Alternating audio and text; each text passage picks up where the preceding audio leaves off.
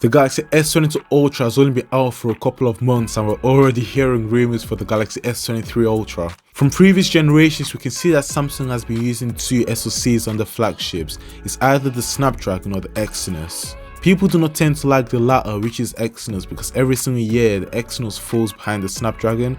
I still remember the time where the Exynos was, better than the Snapdragon. Like I think that was the Galaxy S6 Edge era. And maybe the S7, but recently, especially after the S10 and S20, Exynos 990, especially after then, Exynos has just been on a decline.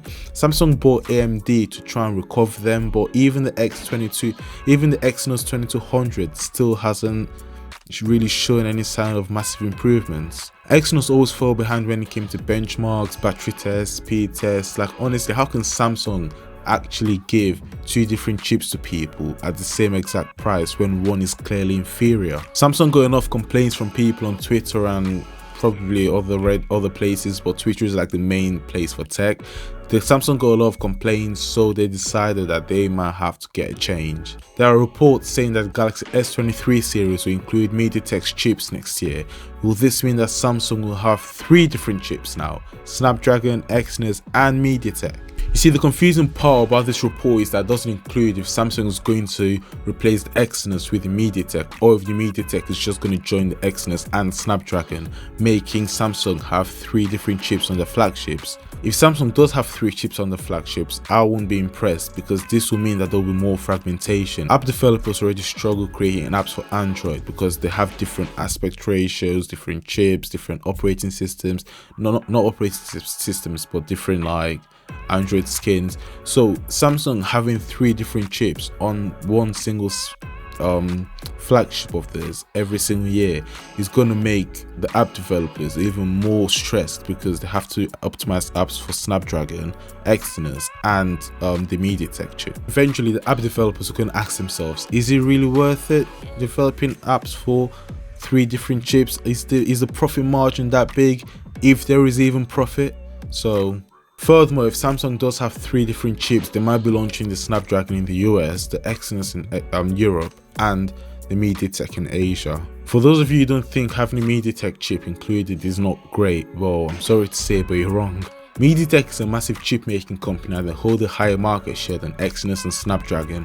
The reason you don't really hear of them is because they target more the low end and maybe the mid-range phones, compared to Exynos and Snapdragon targeting the mid-range to high-end phones. Like, you're not going to see the Galaxy A10 getting headline news compared to the Galaxy S23 Ultra, so of course the Exynos is going to be a lot more popular. But recently Mediatek decided to go away from the low end to mid-range phone segment, and they've made the first ever flagship processing chip called the Dimensity 9000. I've made a video comparing the Dimensity 9000 to the Snapdragon 8 Gen 1, so you can just tap on my profile page thing and look for it, or I'll maybe include it in the description if I don't forget. Try and comment to make me not forget, please. Long story short, the Dimensity 9000 blows the Snapdragon 8 Gen 1 and of course the Exynos 2200 out of the water. It's an extremely powerful chip and just falls short of Apple's A15 Bionic chip. Recently they brought out a new chip, and Golden Reviewer, who's a YouTuber that reviews like mobile SoCs and stuff, he reviewed the chip and compared it to the Snapdragon 8 Gen 1 and Exynos 2200. He also compared it to Apple's A15 Bionic chip, and whoa! This chip is extremely efficient. Like, it managed to keep thermals all the way down compared to Exynos and Snapdragon, while still maintaining 50+ FPS in Genshin Impact, which is like iPhone territory. Like, think about it, it kept its thermals down, getting 50+ FPS, getting like throwing blow to blow against the A15 Bionic chip, leaving the Exynos and Snapdragon out in the mud. Like, Mediatek, where have you been my whole life? I don't know about you, but I'm definitely looking forward to Mediatek's chip. Next up, we'll talk about how Samsung is planning on improving the Galaxy experience by tackling the main culprit. But before we talk about it, I think you already know I'm gonna ask. If you're this far into the video, leave a subscribe button, but please tap that subscribe button down there. It's red, juicy, and it's asking to be tapped. So if you could please just gently tap it. make sure you stay subscribed.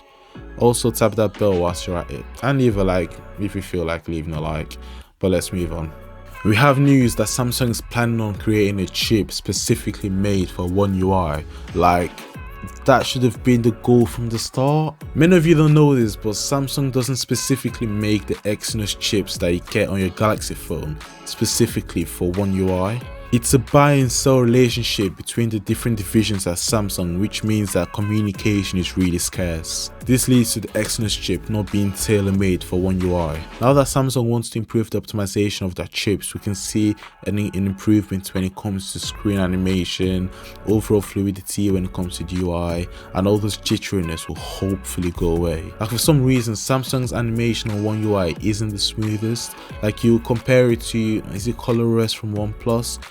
Compared to also iOS, like those operating systems, those Android skins and iOS is really fluid compared to Samsung's One UI. I don't know what Samsung is doing wrong, but they need to fix it ASAP. I'm really looking forward to see what the Galaxy S23 Ultra has to offer. I pre-ordered my S22 Ultra and I've been using it for a couple of months now.